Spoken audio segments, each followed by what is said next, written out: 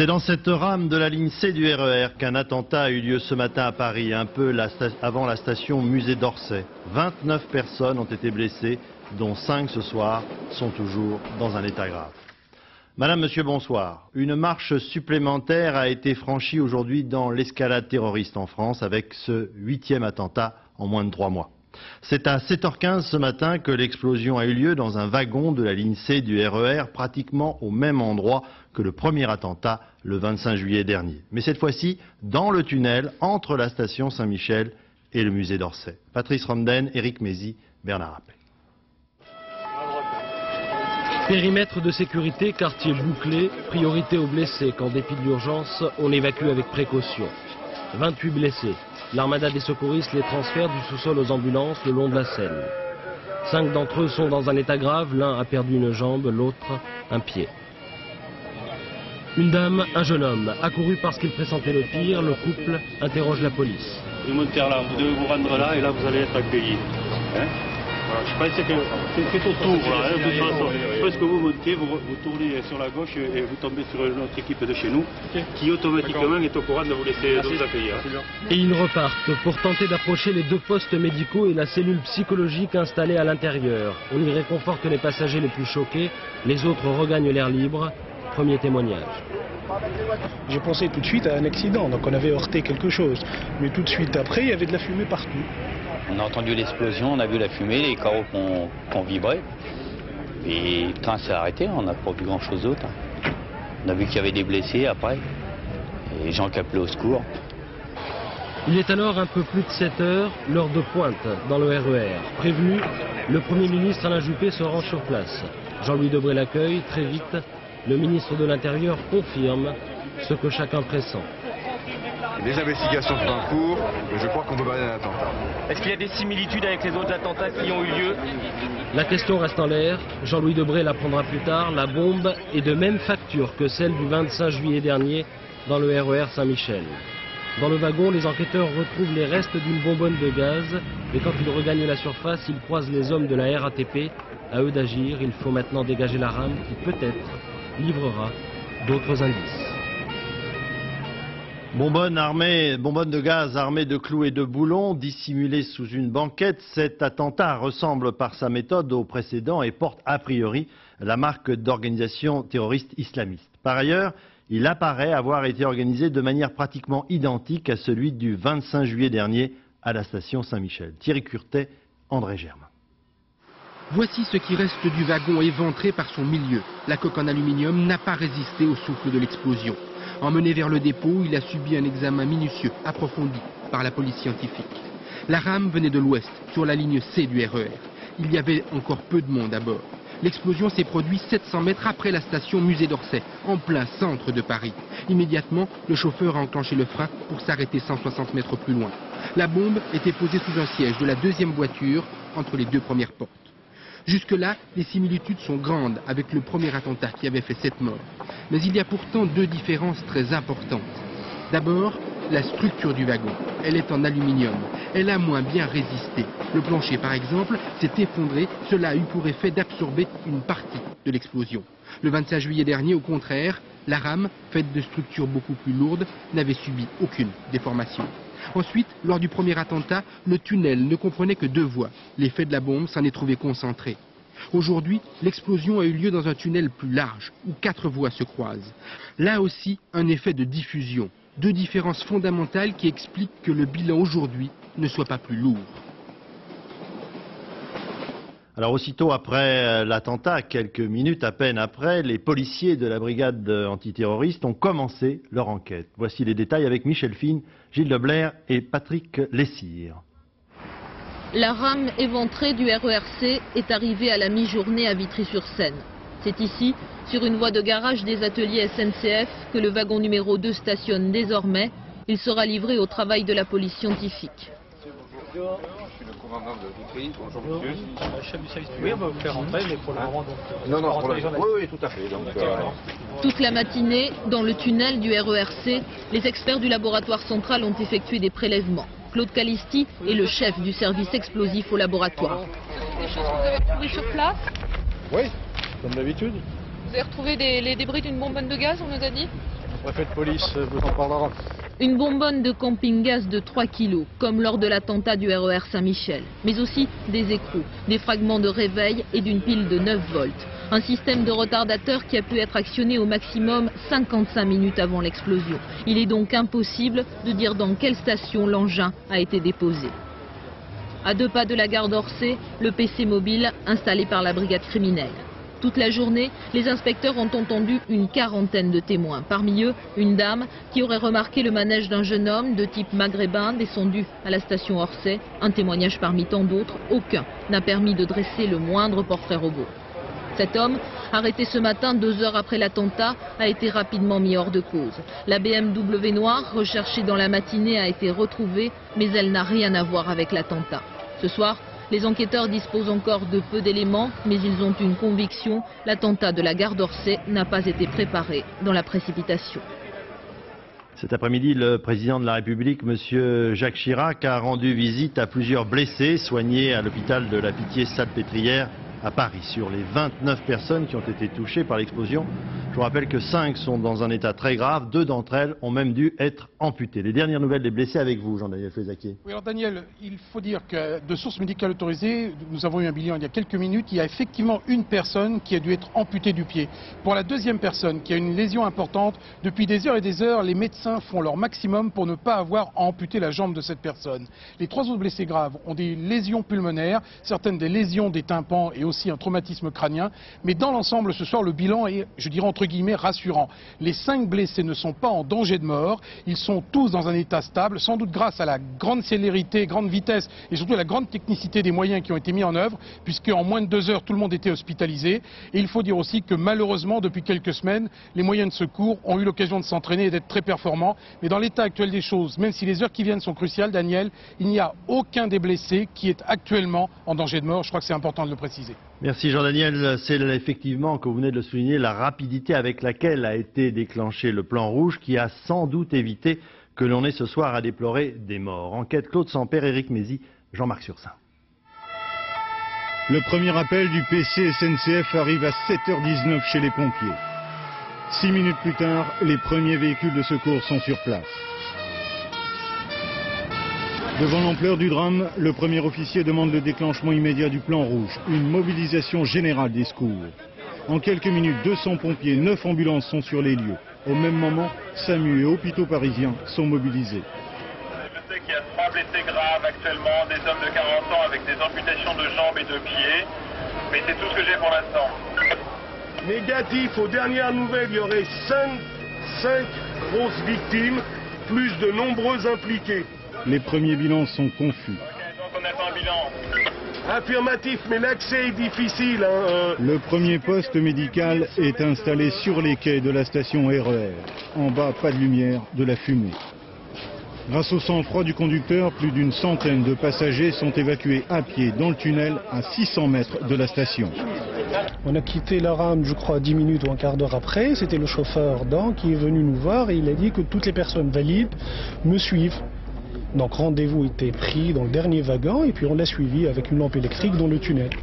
On a marché jusqu'à Musée d'Orsay, on a marché, je sais pas, 5 minutes, mais dans la fumée complète. Il y avait des personnes âgées qui avaient du mal à suivre, donc c'est pas évident, il fallait un peu les aider. Sous terre, les tout premiers soins sont apportés par un médecin et des infirmières qui se trouvaient dans la rame. Nous avons été très frappés de la réaction extrêmement digne, efficace des gens qui étaient là, qui ont été pris au dépourvu dans cet attentat. Et ceux qui avaient des connaissances médicales, spontanément, ont commencé à organiser de manière improvisée, mais tout à fait efficace. Ils ont allongé les victimes et ils ont attendu que les secours et les médecins du SAMU arrivent rapidement, ce qui a été le cas. Au musée d'Orsay, dans le hall, on installe un deuxième hôpital de campagne. Tous les blessés sont triés, étiquetés, du plus léger au plus lourd. L'urgence dans le calme. Actuellement, la rame est dans la station, entre 2 stations, et il n'y a plus de victimes, c'est tout. 10 heures, les derniers blessés sont dirigés sur les hôpitaux.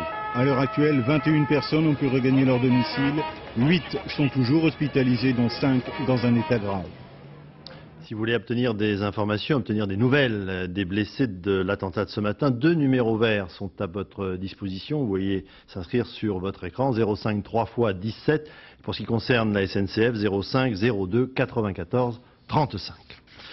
On s'est malheureusement aperçu ce matin que le plan Vigipirate appliqué depuis le début du mois d'août avait ses limites et le ministre de l'Intérieur, M. Jean-Louis Debré, envisageait ce matin de le renforcer. Florence Bouquilla, Véronique Barondeau, Alain Saint.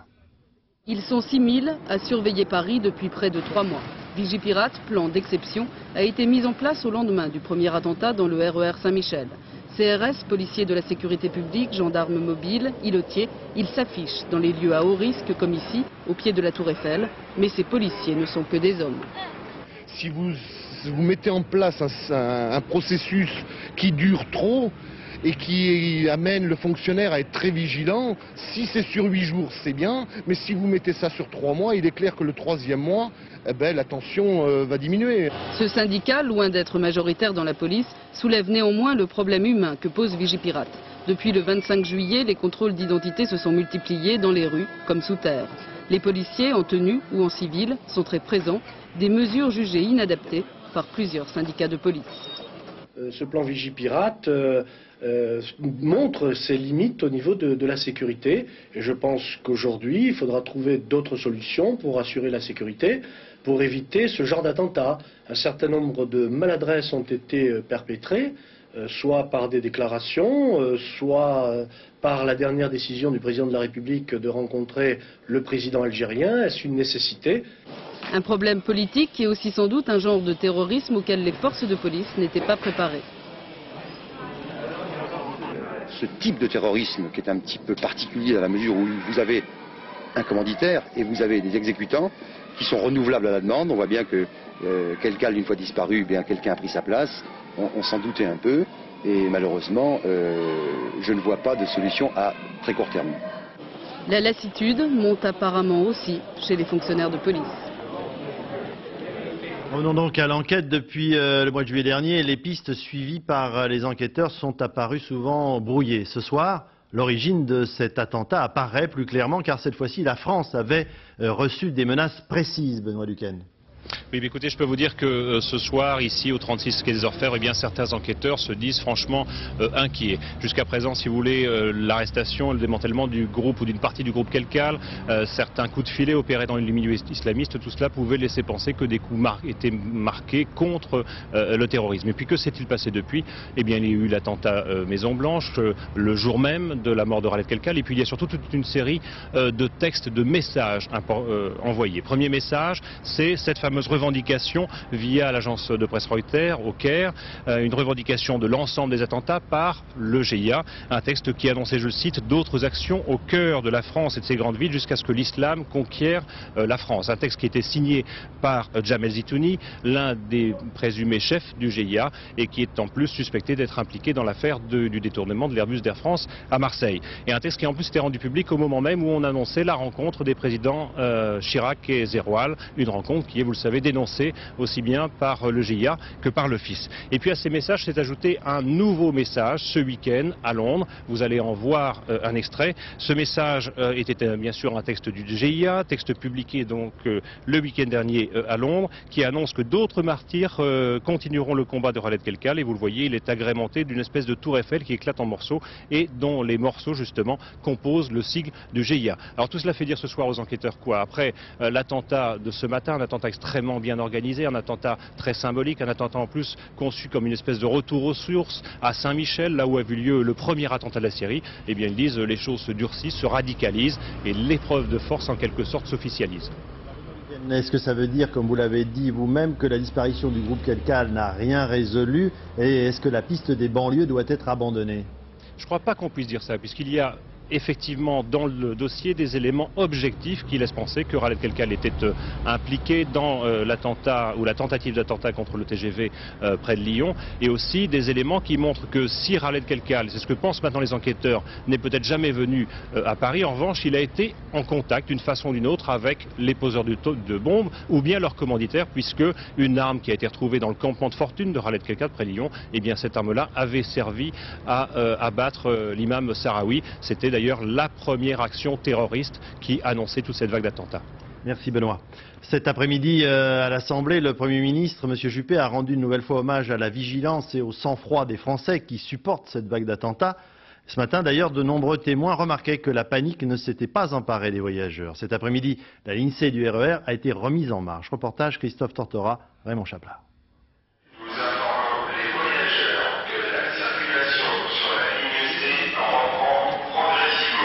8 heures après l'attentat, le trafic RER est rétabli. L'explosion a eu lieu au fond de ce tunnel sur la droite. Le train venait de quitter la station Musée d'Orsay.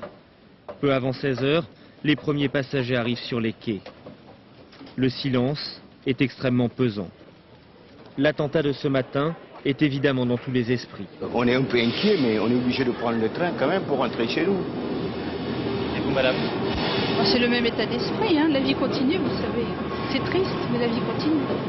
À l'intérieur du tunnel, seule la présence des techniciens qui travaillent sur la voie permet de reconnaître l'endroit de l'explosion. Il n'y a pas d'autres dégâts apparents. Dans les wagons, les passagers restent silencieux. La plupart de ceux qui sont là disent ne pas avoir le choix. Je fais 4h30 de transport par jour et je préfère pas y penser. Non, on a peur, de toute façon. Tous les matins, c'est simple, j'ai peur quand je vais pour travailler ici. La ligne C, ça a commencé une fois, ça recommence une deuxième fois. Tant que je suis pas touché directement, ça me perturbe pas, on commence à s'habituer, quoi. En rentrant, je regardais partout pour voir s'il y avait rien. Mais quoi faire, quoi vous dire, on est obligé de travailler, c'est la ligne, je prends matin et soir, voilà. Sur la ligne C du RER, la surveillance s'est considérablement renforcée. À la station Musée d'Orsay, des inspecteurs de la brigade criminelle tentent de recueillir des témoignages. Il y a eu beaucoup de gens qui sont venus spontanément témoigner. Il y a beaucoup de témoins. Il y a des témoins? Oui, bien sûr. Mais c'est tout ce que je peux vous dire. L'enquête suit son cours. Demain, au petit jour, les policiers reviendront pour tenter de retrouver d'autres témoins, ceux qui étaient dans le train où a eu lieu l'explosion ce matin. L'attentat de ce matin a bien sûr provoqué tout au long de cette journée une série de réactions. Commençons par celle du chef de l'État, M. Jacques Chirac. Nous partageons tous la même indignation et la même volonté de tout mettre en œuvre pour prévenir et pour réprimer cette violence fanatique. Que les victimes de cet attentat sachent notre solidarité et qu'elles sachent aussi notre détermination. À l'Assemblée cet après-midi, M. Juppé a tenu à s'adresser en personne aux députés et chaque président de groupe parlementaire s'est ensuite exprimé. Reportage Roland Sicard, Pascal Pueyo. Il y a des moments à l'Assemblée où, même si le cérémonial reste le même, on sent qu'il se passe quelque chose d'important. Des moments où l'on n'entend plus les pupitres claquer, des moments où les députés ne s'interrompent plus pour parler, des moments où le silence se fait. La parole est à Monsieur le Premier ministre. Monsieur le Président, il est dans la vie d'une nation des circonstances où les citoyens rassemblés doivent faire face tous ensemble aux défis qui pourraient mettre en jeu les intérêts supérieurs du pays. C'est le cas aujourd'hui, puisque chacun voit bien que les auteurs de ces actes criminels ont choisi de frapper au cœur de la nation française. La France ne se laissera pas intimider, elle ne fléchira pas dans l'épreuve, elle ne capitulera pas face à la barbarie. Le Premier ministre, qui lance un appel à la cohésion, seulement à l'Assemblée, ces appels-là sont rarement entendus. Mais aujourd'hui, il se passait bien quelque chose d'important. D'ailleurs, il suffit d'écouter. Oui, nous vous soutenons et que ceux qui espèrent nous abattre sachent qu'ils n'y arriveront pas. On ne s'en sortira que si le peuple s'en mêle, en particulier en refusant tout débordement raciste. Les forces démocratiques doivent se retrouver dans une grande riposte populaire. Nous serons, comme d'autres, Monsieur le Premier ministre, acteurs de la cohésion de la communauté nationale. Nous souhaitons, au-delà de toute divergence, faire prévaloir la solidarité nationale dans la lutte contre des violences inadmissibles. La gauche applaudit par la droite applaudit par la gauche, ce n'est pas banal. Et même si les communistes émettent des réserves, et même si l'accord porte sur un point précis, à l'Assemblée, c'est quelque chose d'important et ça porte un nom, c'est l'Union nationale.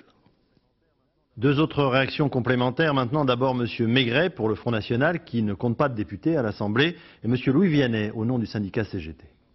Cet attentat odieux que nous condamnons est la preuve que la mort de Khaled Kelkal n'a rien résolu, contrairement à ce qu'a dit le gouvernement. C'est aussi la preuve que le gouvernement ne résout rien, ne maîtrise rien dans cette crise.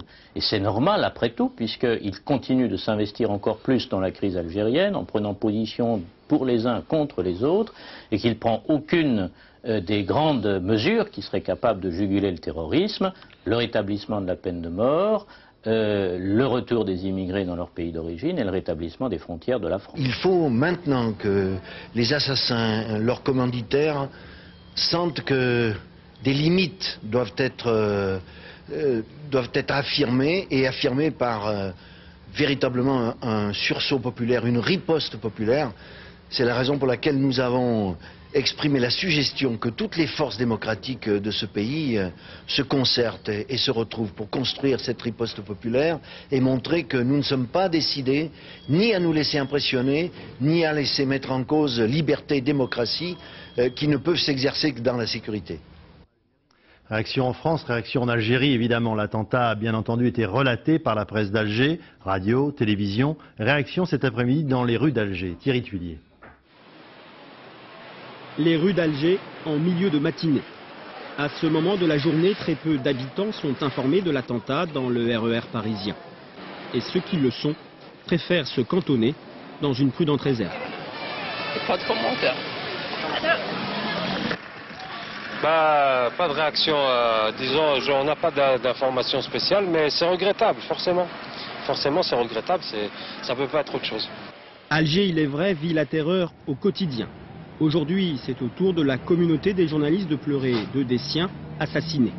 Alors pour ceux qui choisissent de s'exprimer, les autorités françaises sont désormais placées au pied du mur, lutter sans faiblir contre toutes les formes de terrorisme. Je crois qu'il ne faut plus se poser de questions. Maintenant, il faudrait prendre la chose en main comme il doit se faire en Algérie. À quelques jours de l'ouverture de la campagne présidentielle, le 22 octobre, la population d'Alger, lucide, se prépare en fait à une recrudescence de la violence en Algérie. Cet attentat intervient quelques jours avant la rencontre annoncée entre le président français Jacques Chirac et le président algérien Yamin Zerroual. Certains y voient un rapport direct ou indirect d'une manière plus globale. Il y a entre la France et l'Algérie une suite de prises de position politiques, de décisions d'ordre économique qui font qu'aujourd'hui le conflit intérieur algérien s'est exporté en France. Françoise Joly. La France, prise d'assaut par le conflit algérien. Le jour de Noël, un commando islamiste s'empare d'un Airbus d'Air France. La guerre sans image qui se joue de l'autre côté de la Méditerranée depuis plus de 3 ans prend pied sur le sol français. Une guerre peut-être issue des urnes. En 1992, l'Algérie se lance dans les premières élections pluralistes de son histoire. Les islamistes l'emportent. 2 mois plus tard, leur parti, le FIS, est interdit, ses dirigeants emprisonnés. Le président de la République, François Mitterrand, provoque la colère du pouvoir algérien en critiquant l'arrêt du processus électoral. Cela représente un acte pour le moins anormal, puisque cela consiste à installer un état d'exception. Et première victime de cet état d'exception, les intellectuels. Les assassinats se multiplient. Au mois de juin, c'est le président Boudiaf qui est abattu. Assassinat jamais élucidé. Aux cibles algériennes succède la première cible française, le bureau d'Air France, en plein cœur d'Alger. 1 an plus tard, 2 coopérants français sont assassinés près de Sidi Bel Abbès. Puis ce sont 3 agents consulaires qui sont enlevés, relâchés. Ils sont porteurs d'un message, un ultimatum. Le GIA demande aux étrangers de quitter l'Algérie avant la fin de l'année. 1994, la France semble ne plus parler d'une même voix. À Folombré, Charles Pasqua, ministre de l'Intérieur, place 17 musulmans en résidence surveillée, accusés d'appartenir à des réseaux islamistes. Dans le même temps, Alain Juppé, ministre des Affaires étrangères, parle d'équilibre et de dialogue.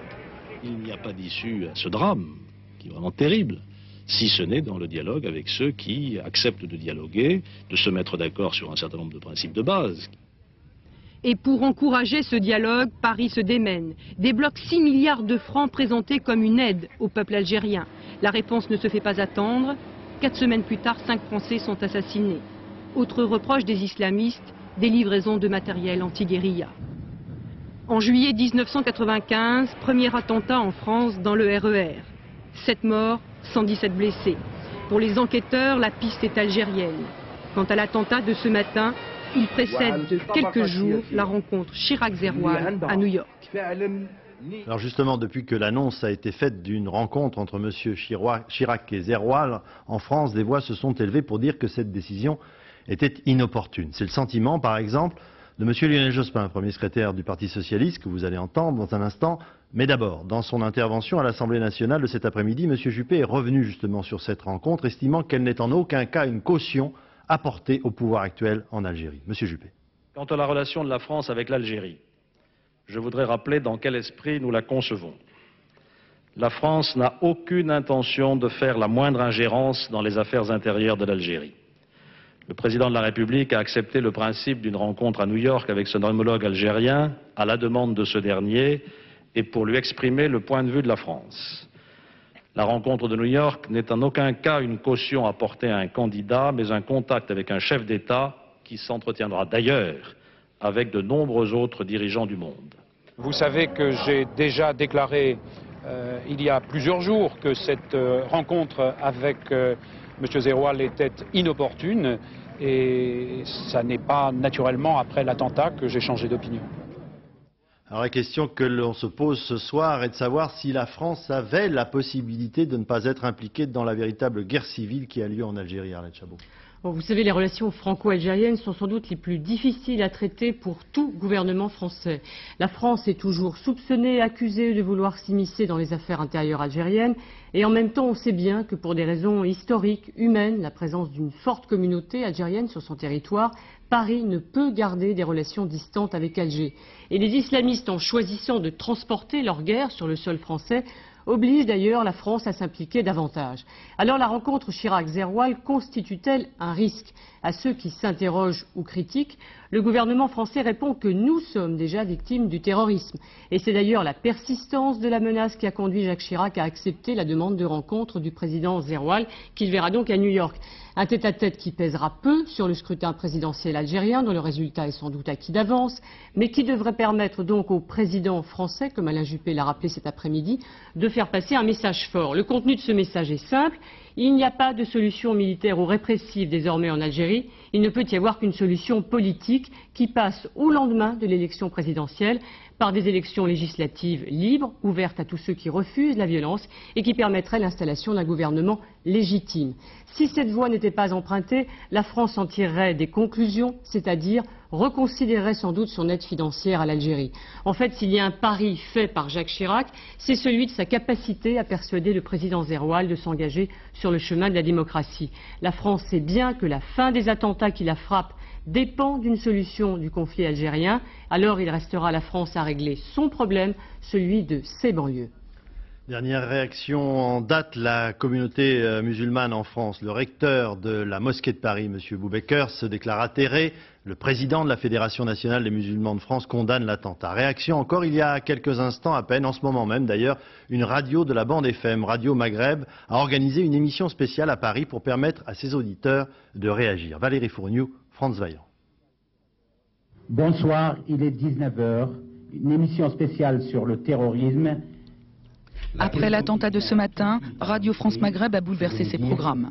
Au micro, les responsables du Front des forces socialistes algériennes en France et du mouvement des femmes algériennes pour la démocratie.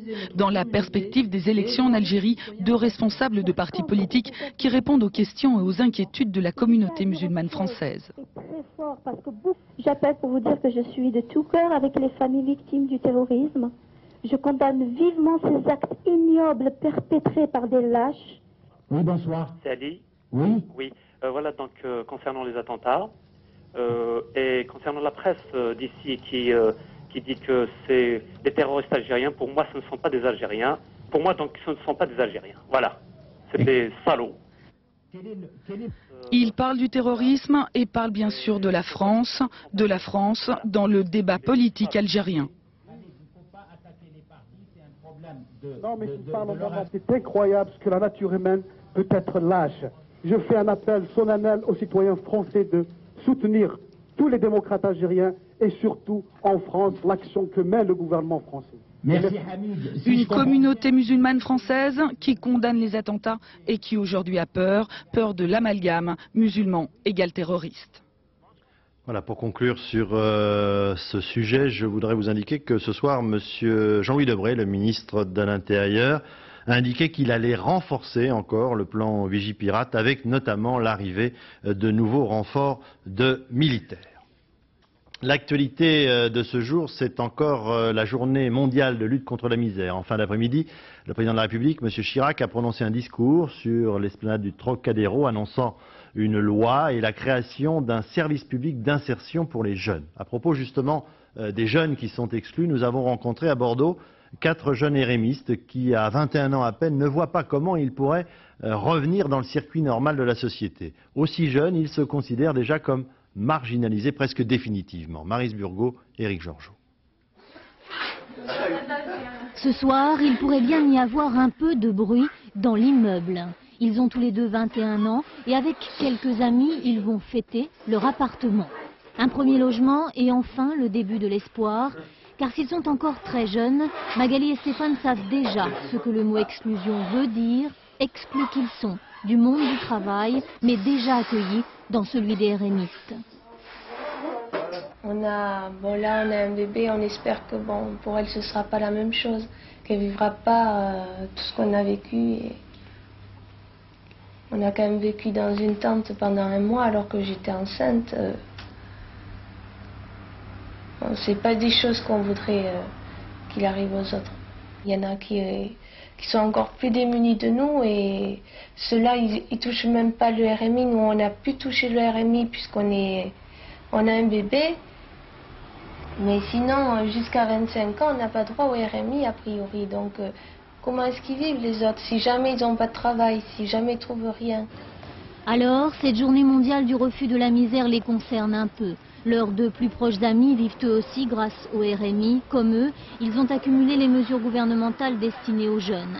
Il y a eu les CES, les PAC et autres stages, et au bout, rien. Juste peut-être le sentiment d'être rejeté. J'aime beaucoup ma famille, puis de voir qu'ils me regardent comme une moins que rien, c'est dur à supporter. On a le RMI, mais par certaines relations, on se sent gêné, quoi, parce que on va voir les personnes, on ne peut pas dire qu'est-ce que tu fais, moi je travaille pas, je suis au RMI. On l'a pas gagné, c'est vrai, cet argent, on l'a pas gagné, on l'a pas. Ils disent même qu'on l'a pas mérité, mais bon, on est une famille, on a besoin de vivre, on a besoin de cet argent. Le gouvernement prépare actuellement une loi cadre contre l'exclusion. Elle concernera entre autres les jeunes, ceux qui paient le plus lourd tribut à la crise. Un sourire quand même. Jeanne Calment entre dans le livre des records. À 120 ans et 238 jours, elle a désormais battu le record de longévité de toute l'histoire de l'humanité. Patrice Velay, Jean-François Georgetti. Jeanne Calment vous salue bien. Le plus vieil être humain que la Terre ait jamais porté, c'est elle, pour un jour de plus. Une vedette médiatique toujours aussi coquine et exigeante. Très fière de son record, elle n'a pas oublié ses admirateurs. Je leur souhaite la belle vie Claudel. Et Chiron aussi réussi. Et si vous deviez recommencer, qu'est-ce que vous feriez? Pareil. Pareil. Est-ce que vous connaissez le nom du président de la République? Oui, Jacques Chirac, il connaît familièrement. Sa femme, c'est Bernadette. Jeanne a bien mal supporté l'été arlésien. Depuis, elle remonte doucement la pente, elle a même repris quelques kilos. C'est tout juste si sa vivacité légendaire l'a un peu quittée. La communication est plus difficile avec elle, elle entend plus mal, donc les conversations continues sont plus difficiles. Née en 1875, c'est officiel et donc incontestable. Jeanne a connu 17 présidents de la République française, une histoire unique. Voilà, Jeanne Calment a connu tous les Tours de France depuis sa création et les organisateurs du Tour de France ont dévoilé aujourd'hui le parcours de l'année prochaine. Départ le 29 juin en Hollande, entrée en France par Ouascal, près de Lille, ensuite descente vers la région parisienne, Nogent-sur-Oise, Saint-Jean-sur-Oise. Ensuite, Besançon, les Alpes, arrivé aux Arcs, contre-la-montre en montagne, Bourg-Saint-Maurice, Val d'Isère, incursion en Italie, Sestrières, traversée du Massif central, je suis toujours, 3 étapes. Les Pyrénées, ensuite, arrivé à Pampelune, la ville de Miguel Indurain, là je suis un tout petit peu en avance, voilà, on y arrive, Pampelune, remonté vers Bordeaux, contre-la-montre à Saint-Émilion, une bonne région, et arrivé à Paris le 21 juillet. Le Tour de France, ce n'est pas une petite affaire, il existe une société du Tour de France qui est déjà en train de prospecter les étapes des tours à venir, 97, 98, Jacques Cardoz, François-Xavier Bunel.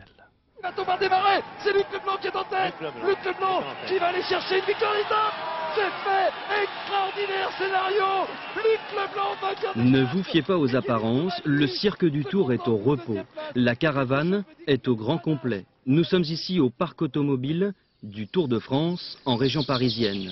Près de 100 véhicules reposent ici, 11 mois sur 12, de la voiture du directeur sportif au camion infirmerie. Des barrières, des pancartes, des maillots, de cela, tous les élus en rêvent.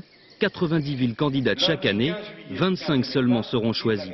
Le tracé 96 a fait au moins un heureux, en particulier Bourg-Saint-Maurice, les Arcs, élus pour la première fois, ville-étape. Je crois qu'on est un peu privilégié puisqu'il n'y a que 3 ou 4 ans qu'on a fait la demande du Tour de France, parce que nous sommes une station touristique et que nous avons la capacité d'accueillir un événement tel que le Tour de France.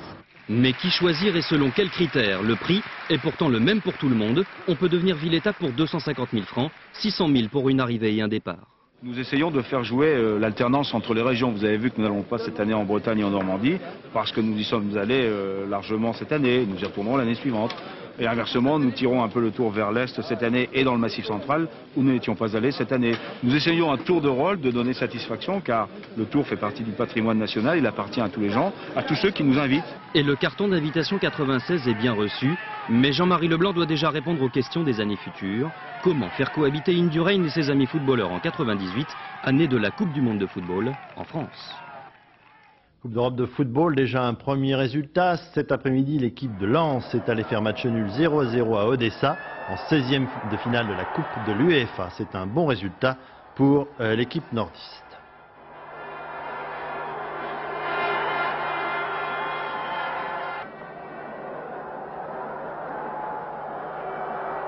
Voilà, mais ça n'est pas rentré.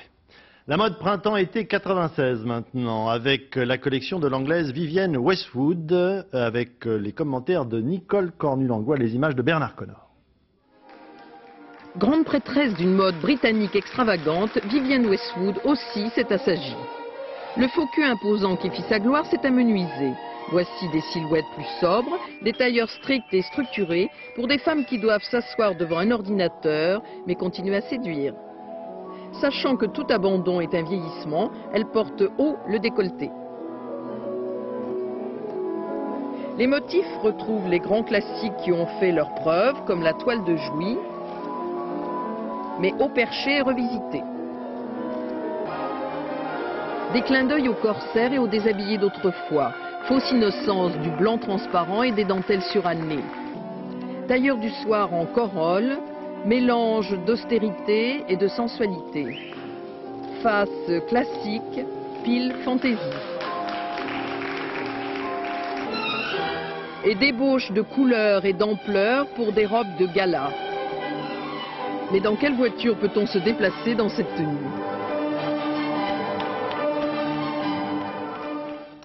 La météo, c'est dans un instant avec Laurent Romeshko, 20h50 le film My Girl avec Jamie Lee Curtis, 22h45 ça se discute, Jean-Luc Delarue, 0h20 le dernier journal, Florence Daucher, demain les 4 vérités, 7h50 Roland Jacquard, président de l'Observatoire international du terrorisme, demain 13h Patrick Chêne, quant à nous on se retrouve demain à 20h, au revoir, bonne soirée sur notre chaîne.